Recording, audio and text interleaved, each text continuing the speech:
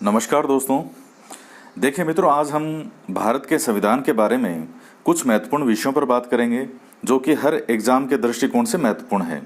और जब भी हम भारत का संविधान पढ़ते हैं, चाहे आप राजनीति विज्ञान पढ़ें, चाहे पॉलिटी पढ़ें या संविधान पढ़ें, उससे पहले इन कुछ बेसिक चीज़ों की जानकारी आवश्यक है। तो दिमाग में एक इसका ढांचा होना चाहिए, एक पूरा फ्रेम कि इस प्रकार से ये हमारा संविधान है और ये हमें पढ़ना है। तो आज कुछ इसी चीज़ों के बारे में बात करेंगे।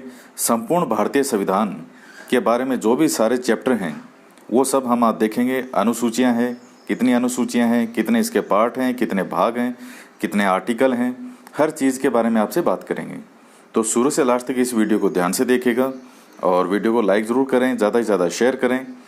देखिए दोस्तों, जो एक लास्ट वीडियो अपलोड किया था मूल कर्तव्य से संबंधित, जिसमें आपको 11 मूल कर्तव्य याद करवाने की एक आसान सी शॉर्ट ट्रिक बताई थी, वो देखने के बाद आपका कभी भी मूल कर्तव्य से संबंधित कोई क्वेश्चन गलत नहीं होगा। उस वीडियो में आपसे एक क्वेश्चन पूछा था कि वर्तमान में हमारे संविधान में अनुच्छेद कितने हैं, आर्टिकल कितने हैं। तो उसका कई विद्यार्थियों ने जवाब दिया था। कईयों का जवाब 395 था, कईयों का 448, 465, 475, इस तरह कई अलग अलग जवाब थे। तो आपकी उन हर चीज़ का समाधान होगा कि कितने संविधान में वर्तमान में आर्टिकल हैं और किस प्रकार से हम इनको काउंट करते हैं।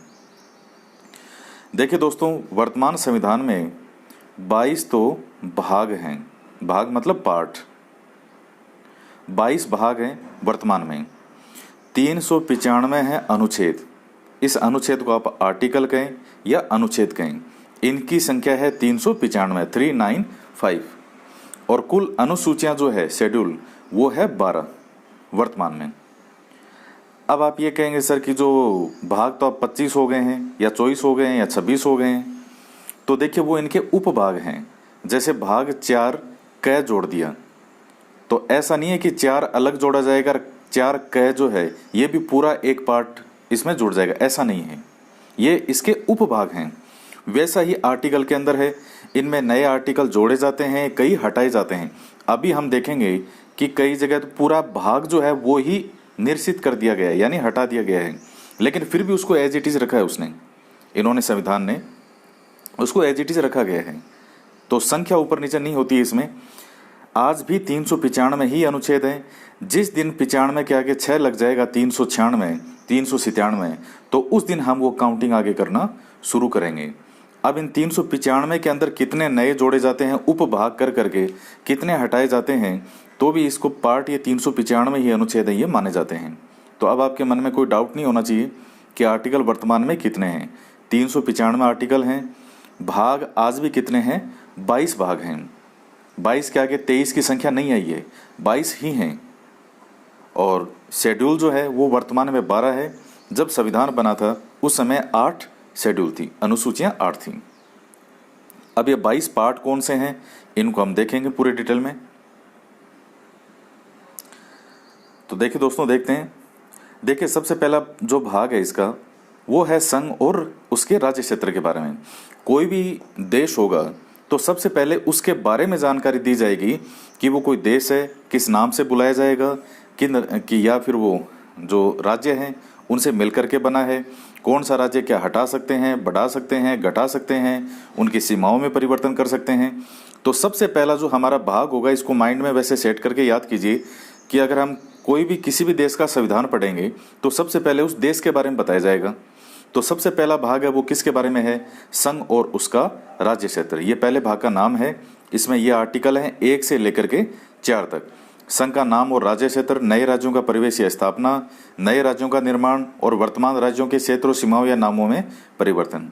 अब ये आर्टिकल जो 370 में आपने देखा, जो जम्मू कश्मीर से संबंधित था, विशेष प्रावधान था, तो उसमें यही आर्टिकल जो 3 है ये आया है उसमें। तो नेक्स्ट है, इसमें आप जानते हैं जम्मू कश्मीर जो है अब राज्य का दर्जा नहीं है, उसको 2 केंद्र शासित प्रदेशों में विभाजित कर दिया गया है। 2 नए केंद्र शासित प्रदेश बना दिए गए हैं। उसके बाद में सेकंड भाग जो है वो है नागरिकता से संबंधित। अब जब हमने देश के बारे में बात कर ली तो सेकंड बात हम किसके बारे में करेंगे कि वहां पर जो अब रहने वाले व्यक्ति होंगे, जो वहां के नागरिक कौन होंगे। तो नागरिकता से संबंधित अनुच्छेद हैं, अलग अलग हैं, 5 से लेकर के 11 तक। आर्टिकल 5 से आर्टिकल 11 तक किसके बारे में है?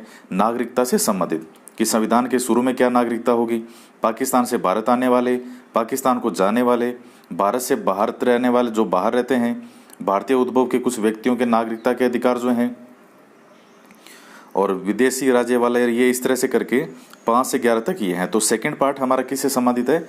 नागरिकता का। अब जब नागरिक हमने बता दिया कि नागरिक कौन होगा, उसके बाद हम ये बताएंगे कि उस नागरिक के मूल अधिकार क्या होंगे। मूल अधिकार के बिना किसी व्यक्ति का कोई अस्तित्व नहीं है। तो इसलिए हमारा भाग 3 जो है संविधान का सबसे महत्वपूर्ण, जो सबसे ज़्यादा क्वेश्चन पूछे जाते हैं, इस चीज़ पर भी आपको साथ साथ बताता जाऊंगा मैं। भाग 3 जो है वो सबसे महत्वपूर्ण है, मूल अधिकार। तो इसमें अलग अलग मूल अधिकार हैं। जब संविधान बना था उस समय 7 मूल अधिकार थे। 7वां मूल अधिकार जो था संपत्ति का मूल अधिकार, उसे मूल अधिकार से हटा करके और आर्टिकल 300 कै के तहत एक कानूनी अधिकार बना दिया गया। तो ये मूल अधिकार और कानूनी अधिकार में क्या डिफरेंस हो गया? मूल अधिकारों का अगर हमारा हनन होता है तो डायरेक्ट हम हाई कोर्ट या सुप्रीम कोर्ट जा सकते हैं, लेकिन अगर कानूनी अधिकारों का उल्लंघन होता है तो डायरेक्ट हम हाई कोर्ट सुप्रीम कोर्ट में नहीं जा सकते। फिर जो निचली कोर्ट है, जो भी उसके लिए बनी हुई है, वहां जाकर के और न्याय की मांग की जाती है। तो मूल अधिकार जो है ये 12 से लेकर के, और अभी आप देखते जाइएगा, देखिए समता का अधिकार है, समानता का अधिकार 14 से लेकर के 18 तक, विधि के समक्ष क्षमता हो गया, इस तरह की ये सभी। अभी हम सिर्फ पार्ट के बारे में बात करेंगे, ये ज़्यादा नहीं देखेंगे। दूसरा अधिकार है स्वतंत्रता का अधिकार हो गया। तीसरा है शोषण के विरुद्ध अधिकार। चौथा है धर्म की स्वतंत्रता का अधिकार। 5वां है संस्कृति और शिक्षा संबंधी अधिकार। और छठा है संवैधानिक उपचारों का अधिकार। तो ये 6 मूल अधिकार हैं। और आप जो इसमें 5 जो रिट पढ़ते हैं, रिट जो कि हाई कोर्ट या सुप्रीम कोर्ट जारी करता है, जैसे बंदी प्रत्यक्षीकरण है, हेबेस कॉर्पस हो गया, परमादेश, उत्प्रेषण है, और जैसे ये अधिकार प्रचा है, को वारंटो, प्रतिषेध हैं। तो ये इस तरह की जो रिटें हैं ये हाई कोर्ट या सुप्रीम कोर्ट जारी करते हैं। तो संवैधानिक उपचारों के अधिकार के तहत ही इसी आर्टिकल 32 के तहत किया जाता है, ये उपचार प्राप्त है हमें।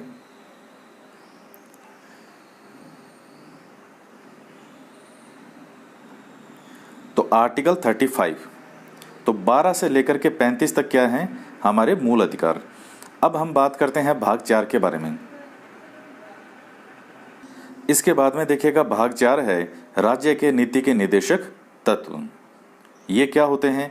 राज्यों के लिए एक गाइडलाइन, एक दिशा निर्देश है कि आपको इन चीज़ों को ध्यान में रखते हुए अपनी नीतियों का निर्माण करना है। अब देखिए मूल अधिकारों में और नीति के निर्देशक तत्व जो हैं, इनमें डिफरेंस क्या होता है? तो मूल अधिकारों का अगर हमारा हनन हो तो हम हाई कोर्ट या सुप्रीम कोर्ट में डायरेक्ट जा सकते हैं, लेकिन अगर इनमें से नीति निर्देशक तत्वों का हनन हो तो हम कोर्ट में नहीं जा सकते। ये राज्यों के लिए एक दिशा निर्देश है, एक गाइडलाइन है, एक मार्गदर्शिका की भूमिका है। अब इसमें अलग अलग हैं, जैसे ग्राम पंचायतों का गठन करेगा, समान न्याय और निःशुल्क विधिक सहायता, कुछ दशाओं में काम, शिक्षा और लोक सहायता पाने का अधिकार, प्रसूति सहायता, निर्वाह मजदूरी, उद्योगों के प्रबंध में, ये कई बाद में भी जोड़े गए इसमें उपभाग के रूप में। 6 वर्ष से कम आयु के बालकों के लिए प्रारंभिक बाल्यावस्था देखरेख और शिक्षा का उपबंध। तो ये राज्य की एक रेस्पॉन्सिबिलिटी है कि वो इनको ध्यान में रखते हुए अपने नियम बनाए। जैसे राष्ट्रीय महत्व के जो स्मारकों हैं, स्थानों और वस्तुओं का संरक्षण, तो ये राज्य का दायित्व है। और ये देखेगा, ये मूल जो कर्तव्य हम पढ़ेंगे आगे, मूल कर्तव्य के अंदर भी है ये कार्यपालिका से न्यायपालिका का पृथक्करण, अंतर्राष्ट्रीय शांति और सुरक्षा की अभिवृद्धि। तो 51 तक जो है आर्टिकल 36 से लेकर के और 51 तक ये क्या है? राज्य के नीति निर्देशक तत्व। उसके बाद में आता है भाग 4 का, ये बाद में जोड़ा गया है 42वें संविधान संशोधन के द्वारा। 10 मूल कर्तव्य जोड़े गए सरदार स्वर्ण सिंह समिति की सिफारिश में। और उसके बाद 86वां संविधान संशोधन जो होता है उसके तहत 11वां मूल कर्तव्य भी जोड़ा गया, जो कि लास्ट वीडियो में आपको बताया है सब याद करने का। तो भाग 4 का और आर्टिकल 51 का ये किससे संबंधित है? मूल कर्तव्यों से संबंधित। अब आते हैं सबसे बड़े भाग में, भाग 5। 5 किससे संबंधित है? संघ से संबंधित, और भाग 6 किससे संबंधित है? राज्य से संबंधित। भाग 5 में जो जो संघ के विषय में बताई गई है, चाहे राष्ट्रपति हो, चाहे प्रधानमंत्री हो, चाहे पार्लियामेंट हो, चाहे हाई कोर्ट हो, चाहे सुप्रीम कोर्ट हो, वो ही सेम चीजें राज्य के संदर्भ में भाग 6 में बताई जाएगी। तो क्या क्या है कार्यपालिका में, संघ में क्या क्या बताया गया है? अध्याय इसका फर्स्ट जो है वो कार्यपालिका से संबंधित है। राष्ट्रपति और उपराष्ट्रपति के बारे में बताया गया है, आर्टिकल 52 से लेकर के और 151 तक। ये भाग 5 में है। 5 में आर्टिकल कहाँ से कहाँ तक है? 52 से लेकर के 151 तक। अब इसमें 52 भारत का राष्ट्रपति होगा, फिर आगे राष्ट्रपति उपराष्ट्रपति के बारे में, क्षमादान की शक्तियां जो है जैसे आर्टिकल 72, बहुत मोस्ट चैप्टर में आते हैं ये टॉपिक। मंत्रिपरिषद हो गया, राष्ट्रपति को सहायता और सलाह देने के लिए एक मंत्रिपरिषद होगी, तो ये आर्टिकल 74 है। देखिए जल्दी एक वीडियो और बनाएंगे जिसमें आपको जितने भी महत्वपूर्ण आर्टिकल हैं वो सब बताएंगे कि कौन कौन से ज़्यादातर हमेशा पूछे जाते हैं। उसके बाद 75 हो गया, भारत का महान्यायवादी है, आर्टिकल 76 अटॉर्नी जनरल के बारे में। फिर सरकारी कार्य का संचालन, अध्याय 2 जो है भाग 5 का, फिर वो है संसद के बारे में। तो क्या संसद का गठन किससे होगा? तो देखिए फर्स्ट ग्रेड के अंदर एक सीधा का सीधा क्वेश्चन पूछा था कि संसद में कौन कौन शामिल होता है, तो वो बिल्कुल आर्टिकल 79 ही है वो, और साफ साफ इसमें स्पष्ट शब्दों में लिख रखा है कि राष्ट्रपति, लोकसभा और राज्यसभा, इन तीनों को मिलकर के हम क्या कहेंगे? संसद, पार्लियामेंट। उसके बाद क्या इनकी संरचना होगी, उन सब के बारे में, संसद के अधिकारी कौन कौन होंगे, ये लोकसभा के अध्यक्ष उपाध्यक्ष हो गया, रिक्त हो गया तो क्या होगा, कैसे हटाया जाएगा।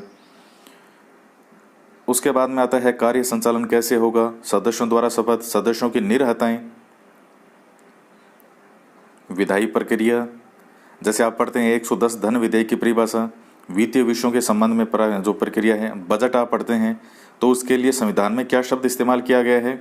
आर्टिकल 112 वार्षिक वित्तीय विवरण। बजट शब्द का यहाँ जो है वो उल्लेख नहीं है, किस चीज़ का उल्लेख है? वार्षिक वित्तीय विवरण।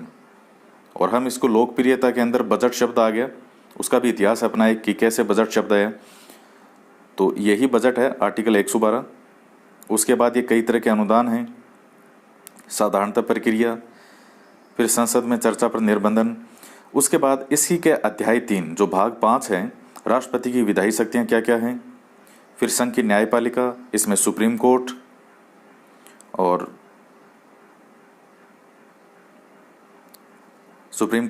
इसके जो न्यायाधीश वगैरह हैं उनके बारे में।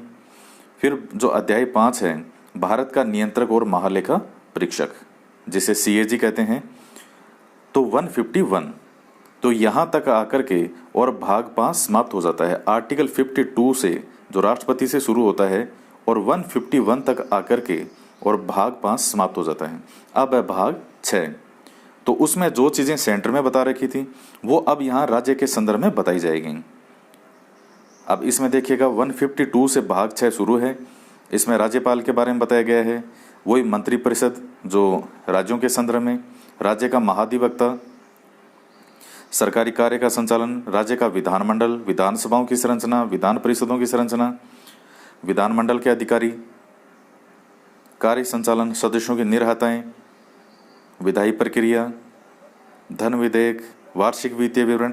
जो चीज़ें हमने वहाँ संघ के संदर्भ में देखी थी, केंद्र सरकार के संदर्भ में, और यहाँ वो राज्य सरकार के संदर्भ में है। सेम वही नाम उसी तरह के लगभग आपको देखने को मिलेंगे। फिर है राज्यपाल की विधायी शक्ति, जो अध्यादेश जारी करने की शक्ति है, आर्टिकल 213। देखिए राष्ट्रपति भी अध्यादेश जारी कर सकता है जब पार्लियामेंट का सत्र नहीं चल रहा हो संसद का, और उस समय अचानक किसी कानून की आवश्यकता आ जाए, तो राष्ट्रपति जो है वो अध्यादेश जारी कर सकता है, वो कानून के रूप में ही माना जाता है। तो राष्ट्रपति की वो शक्ति थी 123, और राज्यपाल की वो अध्यादेश जारी करने की शक्ति क्या है? 213। फिर राज्यों के लिए उच्च न्यायालय, कैसे इनका गठन होगा, उच्च न्यायालय का गठन, कौन उन्हें शपथ दिलाएगा, इस तरह की चीज़ें जो है वो सब किस में आ गई? भाग 6 में। फिर अधीनस्थ न्यायालयों के बारे में, जिला न्यायाधीशों के बारे में, तो ये आर्टिकल 237 तक ये भाग 6 कंप्लीट होता है। अब उसके बाद में आता है भाग 7। तो इसे निश्चित कर दिया गया है पहली अनुसूची के भाग ख के राज्य। तो ये उस समय इसकी आवश्यकता होगी, बाद में नहीं रही। ये 238 जो आर्टिकल भी निश्चित हो गया और भाग 7 भी निश्चित हो गया, यानी हटा दिया गया। तो इसका मतलब आप देखिए, ये नहीं है कि 7 को हटा दिया तो 8 वाला 7 की जगह ले लेगा। रखा इसको एज इट इज़ है, हटा दिया गया है इस भाग को, इस आर्टिकल को हटा दिया गया है, लेकिन एज इट इज़ ये भाग अभी भी रखा हुआ है। ये कोई ऐसा महत्वपूर्ण नहीं है। भाग 8 जो है ये संघ राज्य क्षेत्रों से संबंधित है। संघ राज्य क्षेत्रों का क्या प्रशासन होगा, दिल्ली के संबंध में विशेष उपबंध, संवैधानिक तंत्र के विफल हो जाने की दशा में उपबंध। तो ये जो भी संघ राज्य क्षेत्र हैं उनके बारे में जानकारी इसमें दी गई है। अब आता है भाग 9। भाग 9 किससे संबंधित है? पंचायतों से संबंधित है, बहुत महत्वपूर्ण है ये सब भाग 9। और भाग 9 का कै किससे संबंधित है? नगर पालिकाओं से संबंधित है। इसके बाद में 9 ख किससे है? सहकारी सोसाइटियां। अब देखिए, फिर उसके बाद में आता है भाग 10। ये अनुसूचित और जनजाति क्षेत्र के बारे में है। आर्टिकल 244 और आर्टिकल 244 क, यानी अनुसूचित क्षेत्र जो शेड्यूल एरिया और जनजाति क्षेत्रों का प्रशासन कैसे होगा, और ये असम वगैरह के बारे में जो है वो कुछ एक विशेष इसमें प्रावधान किए गए हैं। तो ये भाग 10 है, कोई बड़ा भाग नहीं है, छोटा सा है। उसके बाद में भाग 11 महत्वपूर्ण आता है, संघ और राज्यों के बीच में संबंध। केंद्र सरकार और राज्य, तो इनके बीच में किस प्रकार से संबंध होंगे, कैसे इनमें शक्तियों का वितरण होगा। जैसे पहला है इसमें विधायी संबंध, जैसे संसद द्वारा और राज्यों के विधानमंडलों द्वारा बनाई गई विधियों का विस्तार, अवशिष्ट विधायी शक्तियां वगैरह है।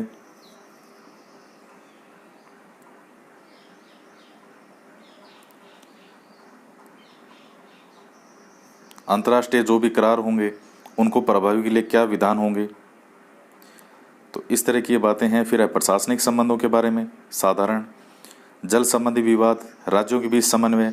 तो जो भाग 11 है वो केंद्र और राज्यों के बीच में संबंधों से संबंधित हैं। भाग 12 आता है वित्त, संपत्ति, संविदाएं और वाद। तो ये ज़्यादातर इसमें वित्त से संबंधित है, संपत्तियों से संबंधित है। ये वित्त क्या है? निर्वचन का मतलब तो व्याख्या है। और जो भी आप ये निधियां पढ़ते हैं संपत्ति के बारे में, फंड जो होता है, भारत और राज्यों की संचित निधियां और लोक लेखे, आकस्मिकता निधि, ये बहुत महत्वपूर्ण आर्टिकल है। ये संघ और राज्यों के बीच जो भी रेवेन्यू है, राजस्व का वितरण कैसे होगा। प्रकीर्ण वित्तीय संबंध, ये देखिए एक शब्द होता है प्रकीर्ण। इस प्रकीर्ण का मतलब क्या होता है कि अब जो कुछ भी बचा कुचा हो, कुछ एक्स्ट्रा कुछ रह गया हो, तो उसे हम शामिल कर देते हैं। प्रकीर्ण मतलब इसके अलावा और भी कई जो चीज़ें होती है साथ में ध्यान में रखने योग्य आवश्यक छोटी मोटी चीज़ें हैं, तो वो सब भी बता दिए गए हैं इसमें। फिर उधार लेना, यह अध्याय 3 हो गया संपत्तियों का। और फिर अध्याय 4 इसी में है संपत्ति का अधिकार। तो इसमें आपको जो मैंने 300 कै बताया था, ये कि विधि के प्राधिकार के बिना व्यक्तियों के संपत्ति से वंचित नहीं किया जाना। तो जो कि पहले संपत्ति का मूल अधिकार था, वो अब क्या बना दिया गया है? एक कानूनी अधिकार बना दिया गया है। तो आपसे पूछ सकता है कि है कौन से भाग में, तो भाग 12 और आर्टिकल कौन सा है? 300 कै। तो अब मूल अधिकार कितने रह गए? 6 रह गए। फिर है भाग 13, भारत के राज्य क्षेत्र के भीतर व्यापार, वाणिज्य और समागम। तो इनकी क्या स्वतंत्रता है, क्या इन पे निर्बंधन होगा, राज्यों के बीच कैसा व्यापार, वाणिज्य और समागम पर निर्बंधन। तो इस तरह की जो चीज़ें हैं राज्य क्षेत्र के भीतर भारत में। भाग 13। भाग 14 बहुत महत्वपूर्ण है, संघ और राज्यों के अधीन सेवाएं। तो इसमें आर्टिकल 308 से स्टार्ट है ये, और क्या क्या इसकी शर्तें हैं। संघ एवं राज्य की सेवा करने वाले व्यक्तियों की क्या जो है वो पदावधि होगी। अखिल भारतीय सेवाएं, आर्टिकल 312, ये बहुत महत्वपूर्ण है। इसी का ये अध्याय 2 है लोक सेवा आयोग। तो संघ और राज्यों के लिए लोक सेवा आयोग, तो जो आरपीएससी है तो वो किस में आ गया? आर्टिकल 315 के तहत आरपीएससी का निर्माण किया गया है, गठन किया गया है। यूपीएससी का भी इसी आर्टिकल के तहत वह है। फिर यहाँ सदस्यों की नियुक्तियाँ होगी, उनकी पदावधि क्या है, कैसे इनको हटाया जा सकता है, निलंबित किया जा सकता है, क्या इनकी सेवा शर्तें हैं, उन सब के बारे में। फिर इसमें एक भाग 14 क और आता है अधिकरण। अभी अधिकरण क्या है? प्रशासनिक अधिकरण। तो देखिए, जो भी सरकारी व्यक्ति होता है, सरकारी जो कर्मचारी होता है, उसे न्याय के लिए ये बने होते हैं प्रशासनिक अधिकरण। जयपुर में भी है ये प्रशासनिक अधिकरण जो है। तो सरकारी सेवाओं के अंदर कोई भी व्यक्ति है, उसके साथ अन्याय नहीं हो, उसके साथ न्यायपूर्ण कार्रवाई के लिए प्रशासनिक अधिकरण बनाए गए हैं। फिर उसके बाद में आता है भाग 15। ये भी बहुत महत्वपूर्ण है, निर्वाचन से संबंधित है। तो देखिए, इनमें सभी 8 जो भाग महत्वपूर्ण नहीं है, जो 10-12 ऐसे हैं जो महत्वपूर्ण हैं। बाकियों से ये संबंधित जो क्वेश्चन नहीं पूछे जाते, अब जैसे निर्वाचन बहुत महत्वपूर्ण है। आर्टिकल 324, 325, 326, 23, 28, 29 और 29 क। तो ये निर्वाचन से संबंधित। उसके बाद है भाग 16, कुछ वर्गों के संबंध में विशेष उपबंध। तो जैसे लोकसभा में आंग्ल भारतीय समुदाय का प्रतिनिधित्व, इसके बारे में आपको पहले भी जानकारी दी थी जब ये चुनाव हुए थे, इलेक्शन हुए थे। और जातियों जनजातियों के लिए जो स्थान का आरक्षण है लोकसभा में, राज्यसभा की जो राज्यों की विधानसभाओं में आंग्ल भारतीय समुदाय का प्रतिनिधित्व। तो इस प्रकार की जो कुछ वर्ग हैं उनके बारे में विशेष उपबंध कौन से आर्टिकल भाग में है? भाग 16 और आर्टिकल 330 से लेकर के और आर्टिकल 342 तक। तो जैसे राष्ट्रीय अनुसूचित जाति आयोग है, अनुसूचित जनजाति आयोग है, पिछड़े वर्गों की दशाओं में आयोग की नियुक्तियां, ये सब किसके अंतर्गत हैं? इस भाग के अंतर्गत। अब आता है भाग 17। यह है राजभाषाओं से संबंधित कि संघ की भाषा क्या होगी। तो यह आर्टिकल 343 से है। फिर है प्रादेशिक भाषाएं, राज्य की राजभाषा या राजभाषाएं क्या होगी। अध्याय 3 में उच्चतम न्यायालय उच्च न्यायालयों की भाषाओं से संबंधित है। 4 है विशेष निर्देश। तो ये है भाग 17 में, जिनमें राजभाषाओं के बारे में बताए गए हैं।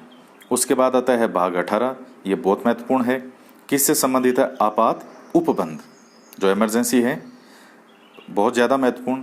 आपात की उद्घोषणा क्या है? आपात की उद्घोषणा का प्रभाव 354, 355। 355 महत्वपूर्ण है कि बाह्य आक्रमण और आंतरिक शांति से राज्य की संरक्षा करने का संघ का कर्तव्य है। 356 क्या है? राज्यों में संवैधानिक तंत्र के विफल हो जाने की दशा में उपबंध। देखिए, अभी जो आर्टिकल 370 जो है उसमें 2 और 3 जो उसके उपभाग हैं वो हटा दिए गए हैं। अभी आएगा आर्टिकल 370 जो कि जम्मू कश्मीर से संबंधित है। उसमें जो वीडियो बनाया था उसमें आपको इस 356 के बारे में भी बताया था कि पार्लियामेंट जो संसद है इसने कैसे इन्होंने ये कर दिया कि उसको हटा दिया वो, जबकि उसमें ये था कि वहाँ जम्मू कश्मीर की सरकार से सहमति, विचार विमर्श या अनुमति लेना आवश्यक होगा। तो देखिए, वहाँ आर्टिकल कौन सा लगा हुआ था? 356 जम्मू कश्मीर में। और जब किसी राज्य में आर्टिकल 356 लगेगा तो सारी की सारी शक्तियां जो है वो किस में स्थानांतरित हो जाएगी?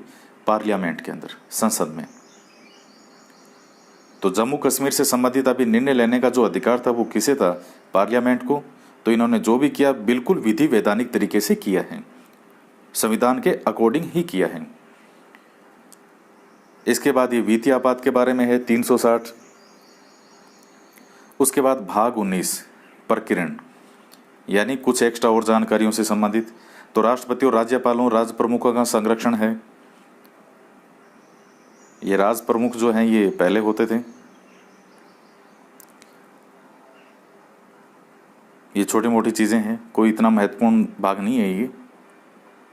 उसके बाद में आता है भाग 20, वेरी वेरी मोस्ट, संविधान का संशोधन। तो संविधान का संशोधन करने की संसद की शक्ति और उनके लिए क्या क्या प्रक्रिया हैं। तो देखिए, महत्वपूर्ण 3 प्रक्रियाएं होती है। सामान्य बहुमत से हो जाता है, एक वो प्रक्रिया है। एक में जो संख्या और जो वहाँ की कुल संख्या है पार्लियामेंट की, उसका 2/3 की अनुमति द्वारा देना आवश्यक होता है। एक तीसरा वो होता है जिसमें राज्यों की सहमति भी आवश्यक होती है। तो इस प्रकार से संविधान में किस चीज़ के लिए कैसे उसको संशोधन किया जा सकता है, वेरी मोस्ट है ये 368। फिर आता है भाग 21, अस्थायी, संक्रमणकालीन और विशेष उपबंध। ये बहुत ज़्यादा अभी चर्चा का विषय था।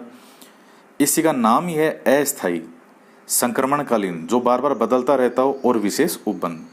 तो इसमें आप ये पढ़ सकते हैं आर्टिकल 370 जम्मू कश्मीर राज्य के संबंध में अस्थायी उपबंध। तो इसी के जो भाग थे 2 और 3 हटा दिए गए हैं। यही है वो आर्टिकल जिसको आप पढ़ते हैं कि धारा 370 हटाओ, वो यही आर्टिकल 370 है। फिर अलग अलग राज्यों के लिए बताए गए हैं, जैसे महाराष्ट्र और गुजरात राज्यों के संबंध में विशेष उपबंध 371 का, नागालैंड राज्य के संबंध में, असम राज्य है, मणिपुर, सबके बारे में विशेष उपबंध किए गए और सब ये अस्थायी बनाए गए थे उस समय। विशेष चीज़ें इनके लिए कुछ विशेष उपबंध किए गए और जब भी सरकार को लगेगा कि अब हमें इन उपबंधों की आवश्यकता नहीं है, सरकार जब चाहे इन उपबंधों को हटा सकती है। तो इनमें क्या क्या है वो अंदर डिटेल में है। तो 373 तक हो गए, 374 और 392। तो भाग 21 के अंदर अस्थायी संक्रमण कानून और विशेष उपबंध है 392 तक। और उसके बाद भाग 22 जो है वो है संक्षिप्त नाम, प्रारंभ, हिंदी में प्राधिकृत पाठ और निरसन। ये कोई ऐसा मोस्ट नहीं है, इसमें बताया गया है क्या इसका नाम होगा संविधान में, संक्षिप्त नाम क्या होगा, क्या प्रारंभ है, ये चीज़ें हैं। 395 आर्टिकल है वो हटा दिया गया है, निरसन, लेकिन ये आर्टिकल जो है ये एज इट इज़ है, इसके अंदर की चीज़ हटा दी गई है। तो भाग 22 हैं और वर्तमान में आर्टिकल कितने रखे गए हैं, 395 ही हैं आज भी। बाकी इसमें जो हैं चीज़ें बढ़ती रहती है, घटती रहती है, लेकिन संख्या आज भी कुल कितने माने जाएंगे, आज भी कुल 395 ही हैं। इनके उप आर्टिकल जो हैं उनको साथ में हम ऐड नहीं कर देंगे। तो इसलिए 395 आर्टिकल हो गए और 22 इसके हो गए भाग यानी पार्ट। अब देखिए 12 शेड्यूल हैं, 12 अनुसूचियां हैं। मूल संविधान में 8 थी और बाद में 4 जो है वो समय समय पर जोड़ करके और कुल 12 अनुसूचियां वर्तमान में हैं, जिनमें डिटेल में व्याख्या की गई है चीज़ों की। तो अनुसूचियों में सबसे पहली अनुसूची किसके बारे में है, वही अनुसूचियों में भी सबसे पहले किसके है, राज्य और संघ राज्य क्षेत्र के बारे में। दूसरी अनुसूची है वो राष्ट्रपति और राज्यपालों के बारे में उपबंध है, लोकसभा के अध्यक्ष उपाध्यक्ष, राज्यसभा के सभापति उपसभापति, राज्य के विधानसभाओं के अध्यक्ष उपाध्यक्ष, विधान परिषद के सभापति उपसभापति, सुप्रीम कोर्ट हाई कोर्ट के जस्टिस और सीएजी भारत के नियंत्रक और महालेखा परीक्षक के बारे में उपबंध। तो ये अनुसूची 2। अनुसूची 3 जो है वो ओथ यानी शपथ के बारे में है। चौथी अनुसूची है उसमें है राज्यसभा में स्थानों का आवंटन। 5वीं अनुसूची है अनुसूचित क्षेत्रों और अनुसूचित जनजातियों के प्रशासन और नियंत्रण के बारे में उपबंध। तो इसमें ये कुछ एक चीज़ें हैं अलग अलग इन विषयों से संबंधित। फिर अनुसूची 6 जो है वो है असम, मेघालय, त्रिपुरा और मिजोरम राज्यों के जनजाति क्षेत्रों के प्रशासन के बारे में उपबंध। तो आप ये 4 राज्यों को याद कर सकते हैं, अत्री, मेघो, मिजो, ये शॉर्ट ट्रिक से याद कर सकते हैं, अत्री, मेघो, मिजो।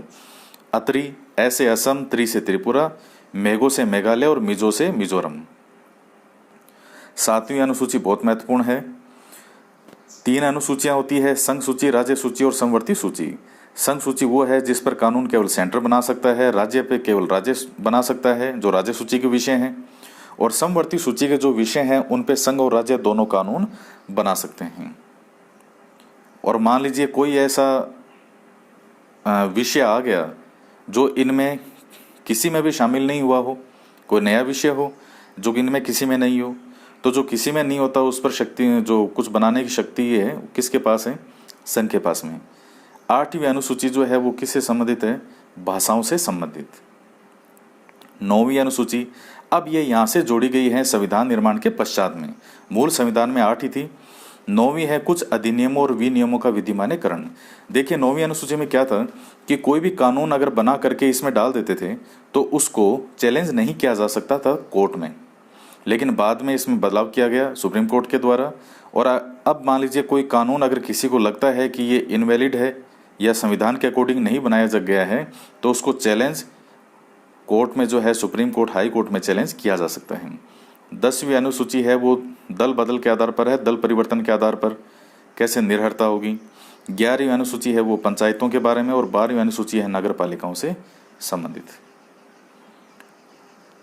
तो दोस्तों ये है 12 अनुसूचियां।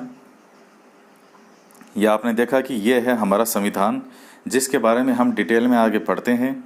और आज के वीडियो में हमें इतना ही है। ये केवल आपकी एक जानकारी के लिए है कि जब भी आप संविधान पढ़ें, जब भी आप इंडियन पॉलिटी का चाहे कोई भी एग्जाम हो, फर्स्ट ग्रेड हो, सेकंड ग्रेड हो, आरपीएससी हो, कोई सा भी पीएससी हो, जब भी पढ़ें तो आपके दिमाग में एक ये ढांचा रहना आवश्यक है कि संविधान में आखिर क्या क्या है, क्या क्या चीज़ें हमें पढ़नी हैं।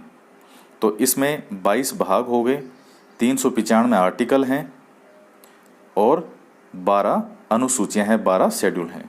अब किस किस भाग में क्या क्या बताया गया है और कौन से आर्टिकल में क्या है और कौन सा जो है इसमें अनुसूचियों में क्या है। अब देखिए, याद इसमें आपको क्या क्या करना होता है। 12 अनुसूचियां हैं, इनके नाम तो आपको सबको पता ही होना चाहिए कौन सी अनुसूची में क्या है।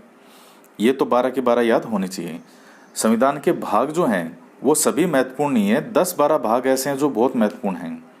जैसे मूल अधिकार वाला हो गया, या जैसे आपातकाल से संबंधित है, या संविधान में संशोधन से संबंधित है, भाग 5 और भाग 6 हो गए। इस तरह से जैसे वो निर्वाचन वाला भाग है, तो इस तरह करके कई बहुत महत्वपूर्ण हैं। और आर्टिकल भी सारे याद नहीं करने होते और ना ही किसी को कोई ऐसा याद होते हैं कि सारे बिल्कुल कि वो रटे लगाए।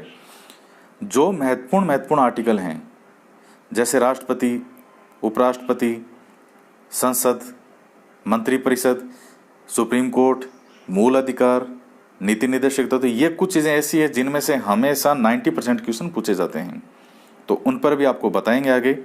और इसी प्रकार जो है आप वीडियो देखते रहें, बहुत सी चीज़ें आपके लिए कंटिन्यू बना रहे हैं अभी। और जो फर्स्ट ग्रेड के विद्यार्थी हैं तो उनका एग्ज़ाम की संभावना है कि बहुत जल्दी है, उनके लिए वैकेंसी आ सकती है। अपनी तैयारी को कंटिन्यू रखें और वीडियो को लाइक ज़रूर करें, ज़्यादा से ज़्यादा शेयर करें।